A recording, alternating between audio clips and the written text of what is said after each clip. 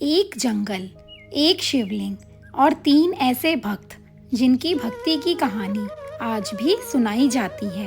एक मकड़ी, एक हाथी और एक सांप। तीनों की भक्ति अलग थी, लेकिन एक गलतफहमी ने तीनों को आमने सामने लाकर खड़ा कर दिया। कहानी के अंत में जानेंगे किसे मिला मोक्ष और किसे मिला वरदान। तो आइए चलते हैं दक्षिण भारत के उस प्रसिद्ध मंदिर में जिसका नाम ही इन 3 प्राणियों की कहानी से जुड़ा है। श्री कालहस्ती।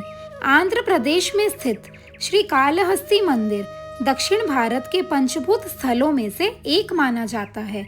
यहाँ भगवान शिव की पूजा वायु तत्व के रूप में की जाती है। लेकिन इस मंदिर की सबसे खास बात है इसका नाम। श्री यानी मकड़ी, काल यानी सर्प और हस्ती यानी हाथी। 3 ऐसे प्राणी जिनका आपस में कोई नाता नहीं, लेकिन मंदिर से जुड़ी जनश्रुति में इन तीनों की भक्ति भगवान शिव तक पहुंचती है।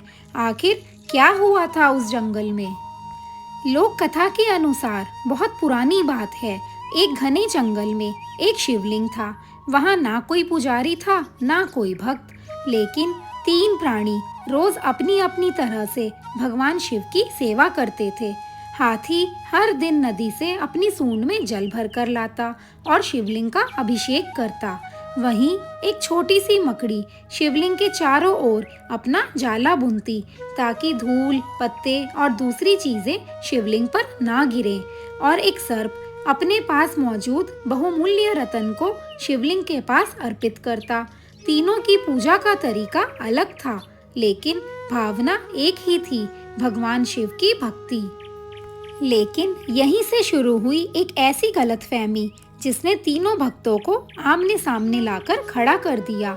हर सुबह जब हाथी आता तो उसे शिवलिंग पर बना मकड़ी का जाला दिखाई देता। वह अपनी सूंड से पानी डालकर शिवलिंग को साफ करता और मकड़ी का बनाया जाला भी हट जाता। मकड़ी के लिए वह जाला सिर्फ जाला नहीं था, वह उसकी सेवा थी। और दूसरी तरफ हाथी को लगता था कि वह शिवलिंग को साफ करके भगवान की सेवा कर रहा है। इसी तरह सर्प द्वारा अर्पित किया गया रत्न भी हाथी की पूजा के दौरान हट जाता। तीनों अपनी अपनी भक्ति में सच्चे थे, लेकिन एक दूसरे की भक्ति को समझ नहीं पा रहे थे। फिर धीरे धीरे यह बात संघर्ष तक पहुंच गई। सर्प ने हाथी का विरोध किया और दोनों के बीच भयंकर संघर्ष हुआ। और इसी संघर्ष में मकड़ी भी हाथी के नीचे दब गई। अब सवाल था, इतनी सच्ची भक्ति के बाद इन तीनों का अंत क्या होगा? कथा के अनुसार सर्प ने हाथी को डस लिया। जहर का असर हाथी के शरीर पर होने लगा। दर्द और क्रोध में हाथी ने अपनी सूंड को जोर से पटक दिया। इस संघर्ष में सर्प की भी मृत्यु हो गई और मकड़ी पहले ही अपने प्राण गंवा चुकी थी। कुछ ही समय में तीनों भक्तों का जीवन समाप्त हो गया। जंगल फिर शांत हो गया, लेकिन उनकी भक्ति की परीक्षा अभी पूरी नहीं हुई थी। भगवान शिव ने तीनों की भक्ति को स्वीकार किया। हाथी और सर्प को मोक्ष प्राप्त हुआ। वहीं मकड़ी के अगले जन्म से जुड़ी एक अलग लोक परंपरा भी सुनाई जाती है। कहा जाता है कि भगवान शिव ने उसे अगले जन्म में राजा बनने का वरदान दिया। आगे चलकर उसी राजा को एक महान शिव भक्त के रूप में याद किया गया, जिसने भगवान शिव की सेवा में अपना जीवन समर्पित किया। हालांकि इसे ऐतिहासिक तथ्य नहीं, बल्कि मंदिर से जुड़ी लोक परंपरा माना जाता है। इसी लोक कथा के कारण श्री कालहस्ती मंदिर आज भी भक्ति, समर्पण और निस्वार्थ सेवा का प्रतीक माना जाता है।